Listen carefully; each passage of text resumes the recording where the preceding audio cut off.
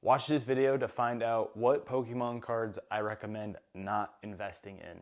And so for number one, when Mega Evolutions block came around and the gold cards came out, there was a lot of people split, myself included, asking the questions like, what are these going to do? Because historically, the gold hyper rares have been harder to hit and haven't been worth as much. They're not very popular. Yeah, they're hard to hit. People who need them to master set need them, including me, like Destined Rivals. I'm currently trying to master that, and I haven't been able to pull any gold cards, and I've bought like one or two from shows or just trading them at shows, etc.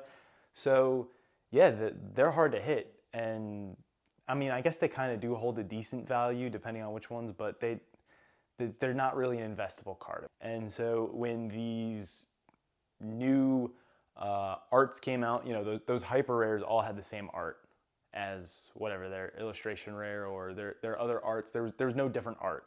So now that these new MUR mega or MAR mega attack rares or whatever they're called, the gold cards, the new gold cards from the mega block, they have a different art, and their hit rates are absolutely crazy how hard these hit rates are. I mean, some of them are over 1,000 packs to get a card. That's kind of crazy considering Moonbreon was really hard, and that's like one out of, we'll just say 1 out of 2,000. 1 out of, what was it, 1,250, I think, for Mega Evolution's base set is kind of crazy. Now, when these cards came out, they kind of went sideways for a little bit because everybody's asking the same question I already asked, like, hey, what are these things gonna do? Are they gonna, go bananas? Are they gonna pop and flop like normal Pokemon cards do? What are these gonna do? Are they normal gold cards where, nobody really gives a crap, or because they're hard to hit, they have exclusive art? Like, are they just gonna be the next big thing? And as we saw, they came out, they went sideways for a little bit, and they trended upward.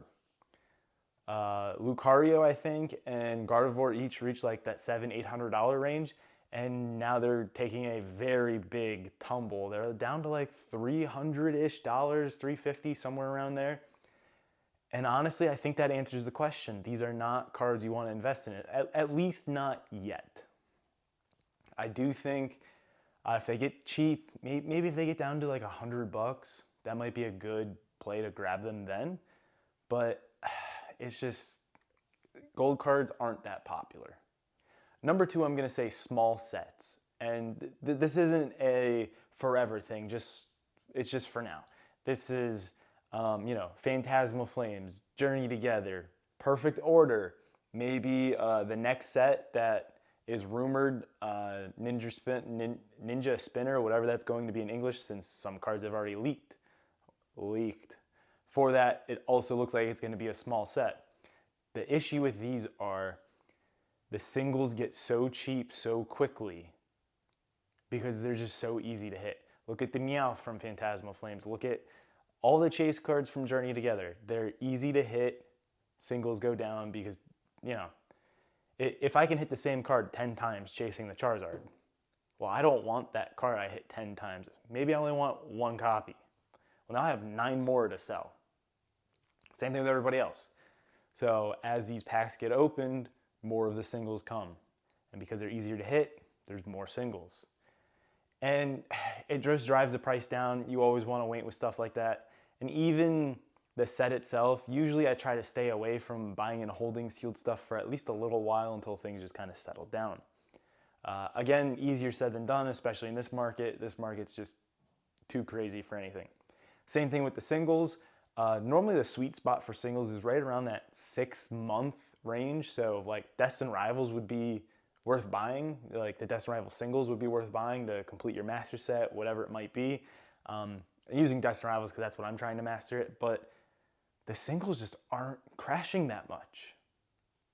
Look at the Mewtwo. Is that at all-time low? How about the Garchomp or the Ho-Oh? Are those at all-time lows? I know some cards are, but whew, man.